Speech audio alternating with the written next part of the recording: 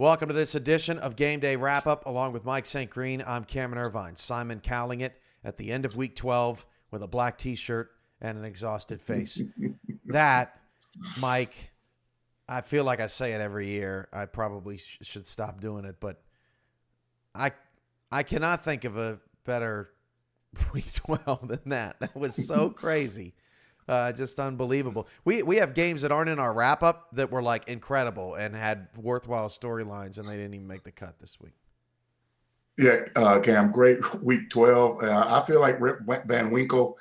We get off the air. I go to bed, take a nap, get charged up, and lo and behold, Carolina's in the playoff picture. So, hey, it's definitely been an exciting, event-filled weekend, and we're still not done. We still have two more games to play. We have been through the ringer, man. We've had power outages. We've had game freezes. We've had playbook malfunctions. We've had everything just in the last 3 weeks. I know it's 144 games, but it feels like about 300 at this point trying to get this regular season finished. It's been crazy. Yeah, it's been amazing. My note sheets from this weekend, they're typically half full, but man, my note sheets are filled to the bottom and some on the back to get all the notes in for these incredible games and everything that's been going on has been wild. Well, let's get started with Baltimore's walk-off in D.C. They win 30-27. D.C. missed a field goal inside 5 minutes to go that would have put them up 7. Baltimore scores after spiking the ball with a second left on a touchdown pass to Daly Holder, walk-off fashion. D.C. ends up 0-6 at home, 3-3 on the road this season, and their win streak is snapped.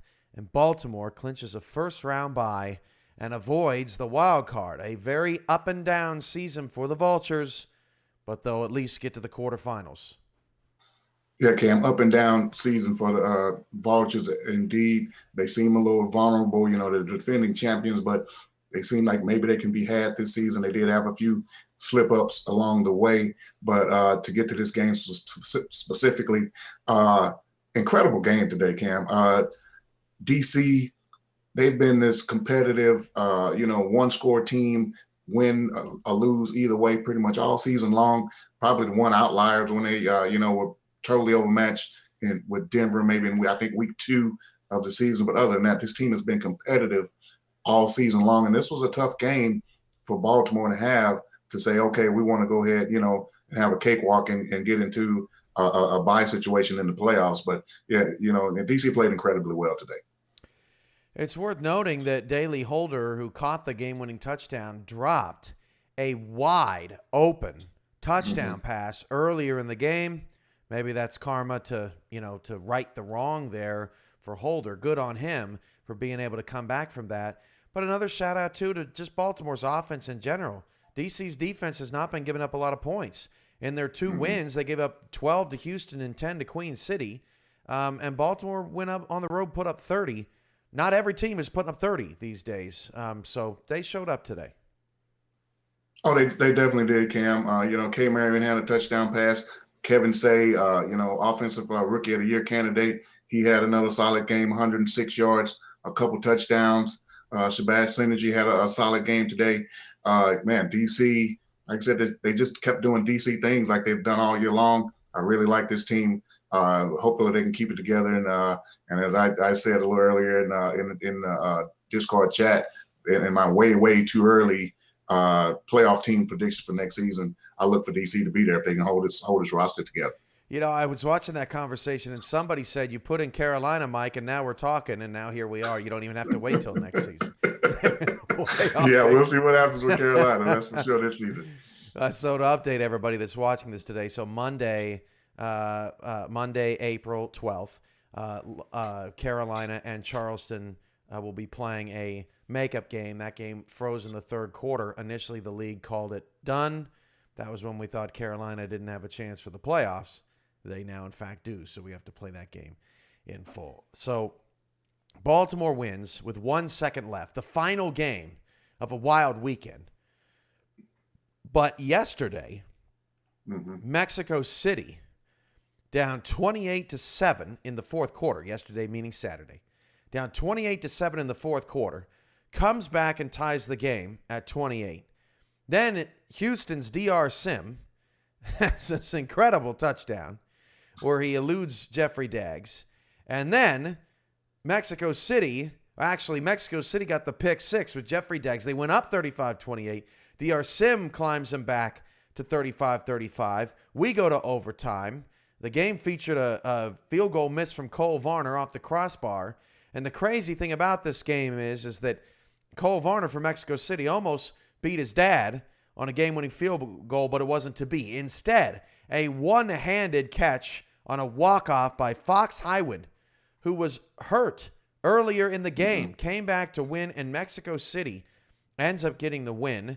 They're going to have a home playoff game against somebody. We don't know yet, but a devastating loss to Houston, who still controls their own destiny. But Houston had that game, and the Hyenas are a team that probably has had more blown leads than any team in the SFL.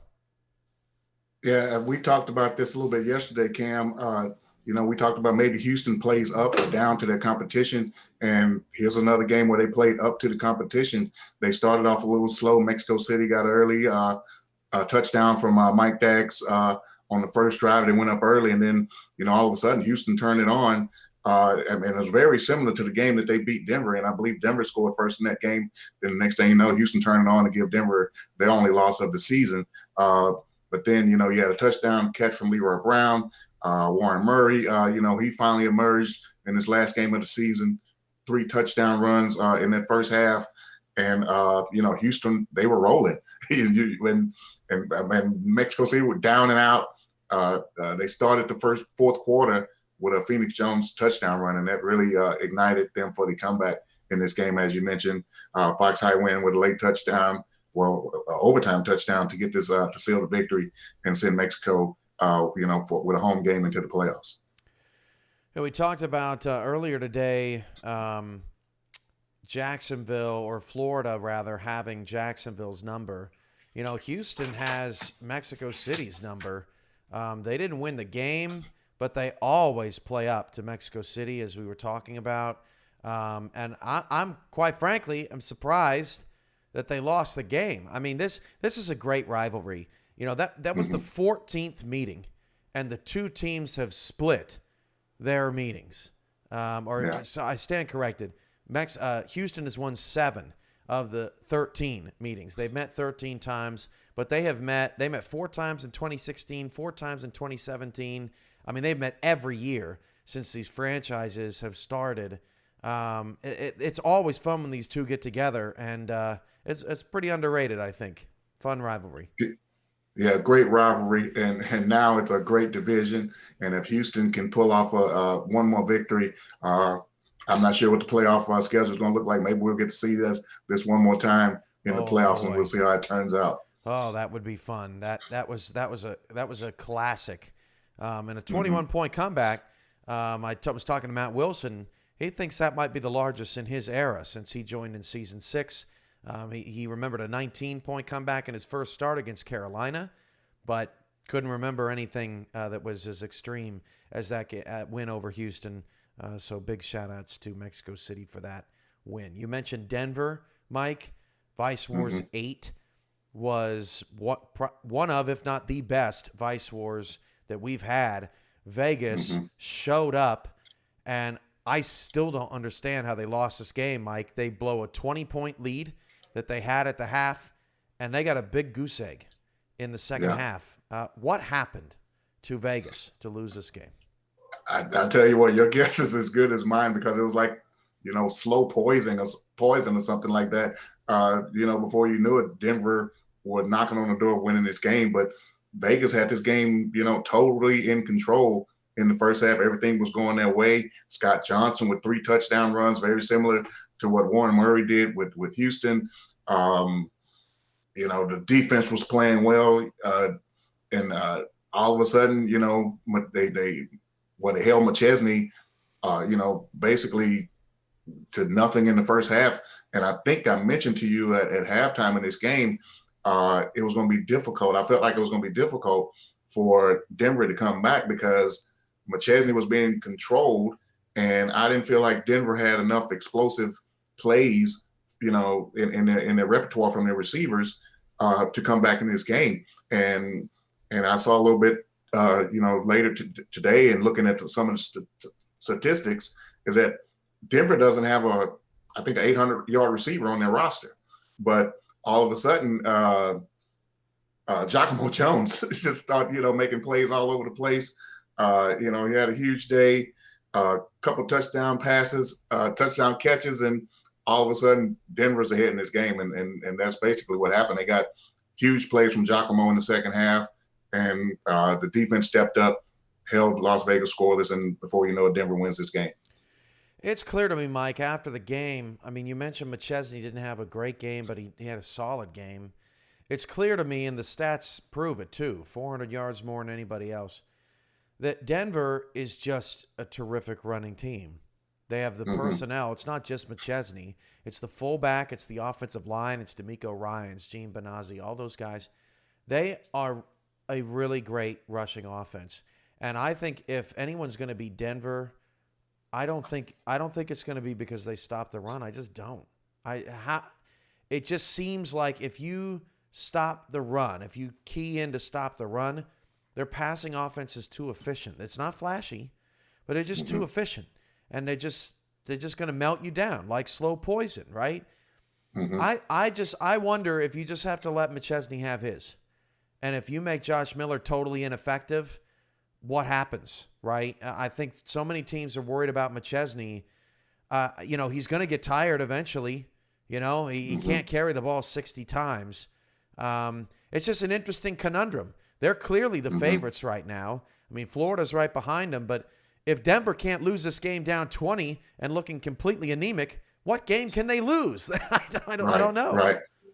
Well, I'll tell you what games outside of the Houston game. Of course, you want to maybe go look and see what Houston did to this team to get a victory. But outside of Houston, the two closest games that Denver played and came close to actually losing were surprisingly Portland and San Diego. Wow. San Diego, of course, may be an outlier because McChesney missed the first half with an injury, came back and bailed Denver out in that game. But Portland gave Denver all that they can handle in that game. And if I remember correctly, Denver had trouble with the turnover ball that game. You're going to have to turn over Josh Miller. Like you said, maybe let McChesney have his and concentrating on locking those receivers down and making them a one-dimensional team. That's a great point, Mike, because you know what those two teams have that other teams don't have? Incredible linebackers that can make one-on-one tackles. You don't have to commit a bunch of bodies to McChesney. They're going to make the play. And I think this playoffs are going to be about matchups. They're going to play the lowest seed in the quarterfinals. Whoever that is, you better have some good linebackers. If you don't have very good linebackers, I don't think you're going to fare too well. But Denver has struggled against those teams that pose those matchup problems. And we're going to see what happens in the postseason. But, man, I mean, hey, look, Vegas got to feel pretty good.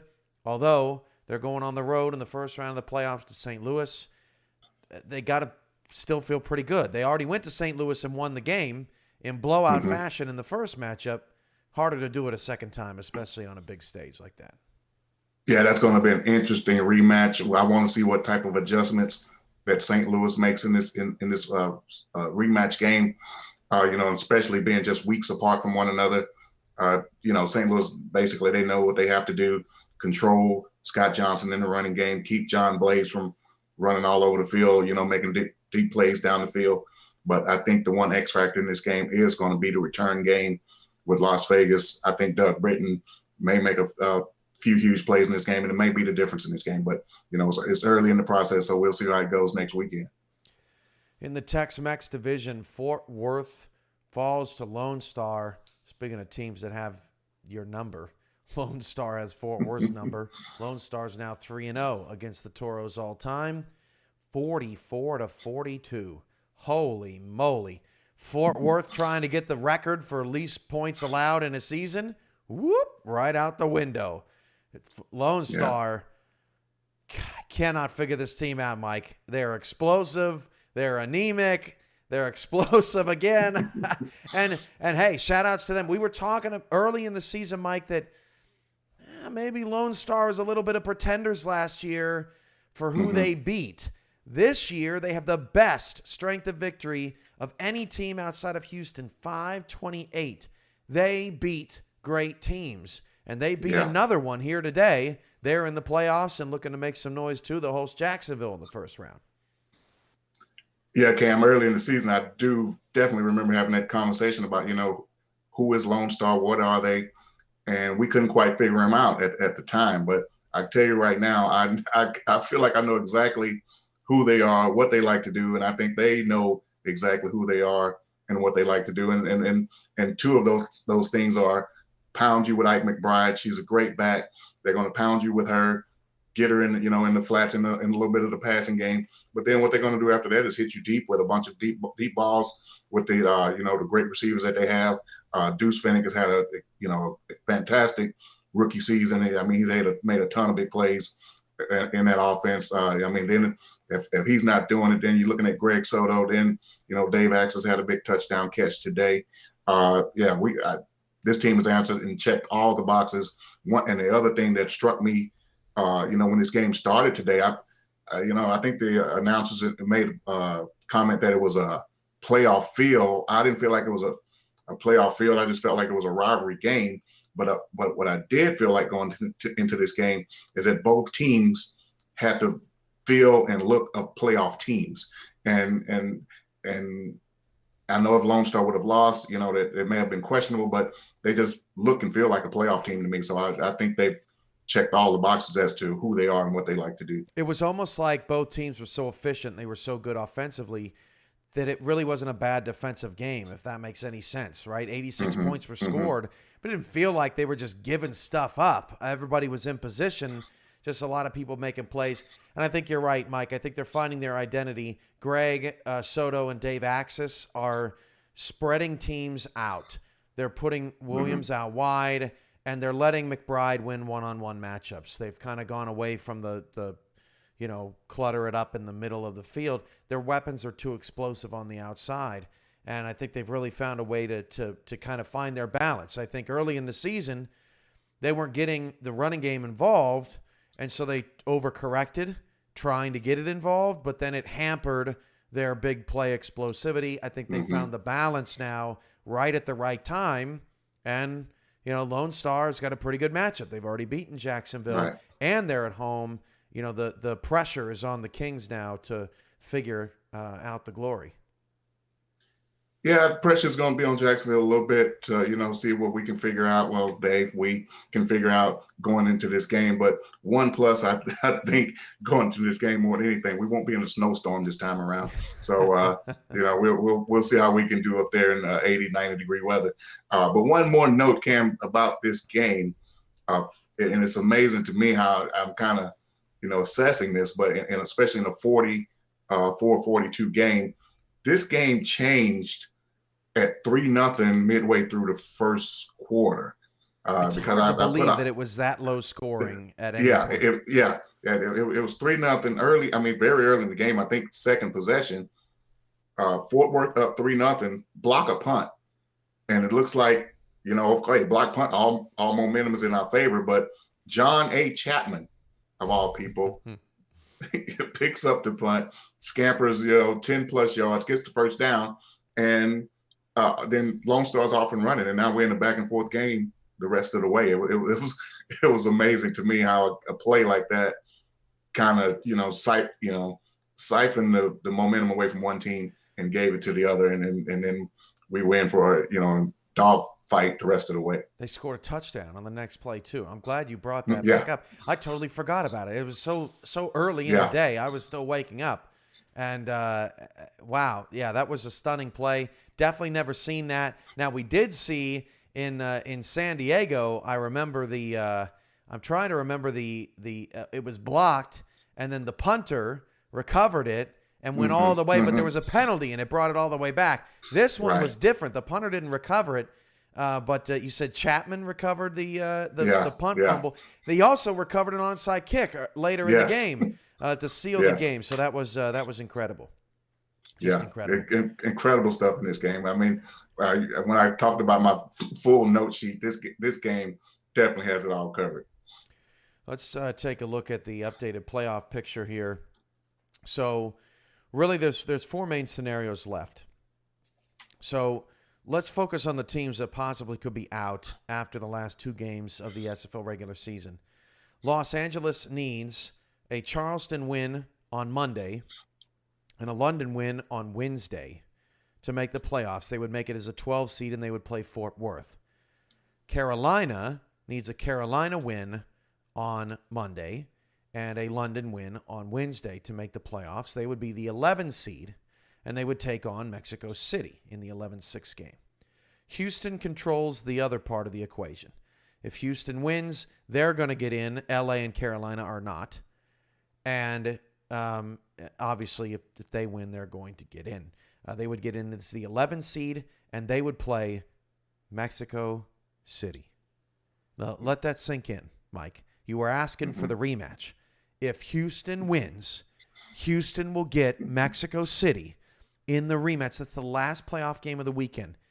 Come on, Mike. Wow. I know that we don't cheer for any particular team, but you want to see that matchup again. That would be crazy. Absolutely crazy. To see that matchup again in the wild card round of the playoffs. Yeah, that would be incredible if that scenario were to play out. But the first thing came to mind, and definitely no disrespect to London because they are more than capable this season of holding their own and coming up in big moments. But will Houston play up to the competition, as we mentioned earlier, play down a level and keep that game as a dogfight and give London an opportunity to come out on top? In the previous matchup in the aborted game, London did win that game. So, all bets are off. We don't know what's going to happen, but at least Houston is in an enviable position of controlling their own destiny. Denver, Baltimore, Vancouver, and Florida get the first round byes. And as mentioned, St. Louis will host Vegas Saturday on Next Level Sports. That's a 4:30 kick Eastern. And then Jacksonville Lone Star will play at 6:45 Eastern on Next Level Sports. Those two Saturday games are set. Fort Worth will play the early game on Sunday at 12:30. We don't know who they're going to be playing. And then at 2:45, Mexico City will play the late game on the Sunday slate on FTF. And we are unsure of their opponent at this time of the recording. That is the playoff lowdown. 3 teams fighting for one spot, 2 games to go. Doesn't get any better than that. Game balls now, Mike. We could go just about any direction. So I think it would be impossible for you to take one of my 2, but you're going to try your best. Who's your first game ball? I don't think I am, Cam. I know you like to go with the obscure, but this definitely was not an obscure performance from this player. I'm going to go back to Saturday's game. Clinch a division championship and playoff, most wins in regular season team history, 7. I'm going to go to the St. Louis game. Paul Delavu. Okay. He's going to get my game ball. All the focus in that offense is on Eagle Mondavi. He makes all the big plays, but out of nowhere, Paul Delavu had a big game. What did he have? Let's see here. 92 yards and a touchdown, and several big catches during this game. Tulsa obviously game plan to take Eagle out of the game, but he had a pretty solid game as well. But Paul, I mentioned, coming into this game, St. Louis needed to find another weapon. Paul Delavu stepped up, made big plays. St. Louis wins the game, goes to the playoffs. Boy, I really thought you were going to do it. There's 480 players in this league, and you got so close. I got to stay with the same team in the same game, and I'm going Christian Brown because Christian Brown showed up on the road against a team he lost to and only scored 16 points against the first time with the eye of the tiger mentality. He made throws. His numbers were not flashy. He had a touchdown, a pick, 220-something yards. His numbers were not flashy. But he showed, I thought it really set the tone of the game. He was making back foot throws, fadeaways, sidearms, difficult plays that only a player playing with confidence and leadership would be making in that time. And he outplayed JQ to make the playoffs. And I was really impressed by his play in the moments where St. Louis needed someone to believe in them, right? Even someone on their own team. We just need a believer in us. And Christian Brown was that for them, and he gets my game ball for that. Well, Cam, I absolutely love Christian Brown. Every time I see that sidearm motion, I mean, I'm just go wild behind the scenes. I love the guy. But as you had mentioned, I mean, no, I only think any scores were on the board at the time when Christian Brown, I think it was a play, they were inside the red zone or close to the red zone. Pressure was on him, made a spin move, took off in a scramble, and it's pretty much, like I said, set the tone and let his team know, hey, I'm going to put you on my back if I need to get this victory. And, St. Louis cruised after that point. All right, Mike, your next one. My next one is going to be from today's action, from Sunday's action. And we're going to go to the Pacific Division Championship game. Are you kidding me? We don't prep for this. We want it to be organic for the audience. Are you kidding me? We've been together for 3 months now, Cam. So I think we're starting to this think is alike. Disturbing. And, disturbing. And I'm going with Kyler Murray. No, golly, are you kidding me? I'm done. I'm out. Kyler Murray had a huge game today, Cam. 3-4 interceptions, a fumble recovery. 3 interceptions, a fumble recovery. It was a tough choice between he and Ashley Rose-Fan. She had a huge game as well, a couple of interceptions, but Kyler Murray almost basically, kept his team in just in the game. Once Robert Redford went out, the defense, like I said, Ashley Rose-Finch as well, kept these guys in the game, and LA are going to be kicking themselves if they miss out on the playoffs. They just missed opportunity when Redford was out. And like I said, Murray kept them in it. Several interceptions, fumble recovery. Kyler Murray, second game ball. Just for that, I'm going Florida's secondary. Florida, every single person on their defense, I think, had an interception. Maverick Hughes had his first career interception. Tobin had one. Davidson had one. Adam Jones, the slot corner, had one. They were everywhere, and they really did, in all seriousness. They really bogged it down. Their offense did not have a particularly terrific day. Bullet Boletsky was kind of quiet. Doyle was quiet. Now, they were very efficient in the passing game for the most part. Michael Sprouse, shout out, he did have a forced fumble and a pick. He had a nice day for Jacksonville. But this Florida secondary won them the game on a day where the offense wasn't necessarily going to win them the game. Set up Ethan Snead for a bunch of field goals. I don't necessarily want to give it to Snead because he just kind of did his job when he was called upon. But this secondary, over and over, particularly in the second half, when the game was still close, Mike. I mean, goodness gracious. Jacksonville, for as sluggish as they were today, they were in the ball game. Their defense was playing well. And what in the world was that illegal touching on Anthony Cece call? Just horrific, but regardless, it didn't matter to the game. Florida's DBs get my game ball. Case closed. You're welcome, Mike. Yeah, Florida played a good game. You can't do that one. But yeah, Florida played a great game today. Defense played well. Hats off to them. Congratulations on the second seed and all that. So, as Cam rubbed it in on me for taking his pick. Stop taking the 480 players. How? I don't get it. I don't get it how we're doing this. Congrats, Florida. You played well. There you go. Well, for Mike St. Green, I'm Cameron Irvine. We've got a game Monday. We got a game Wednesday, both on YouTube. But until next weekend, Mike and I will see you in the playoffs.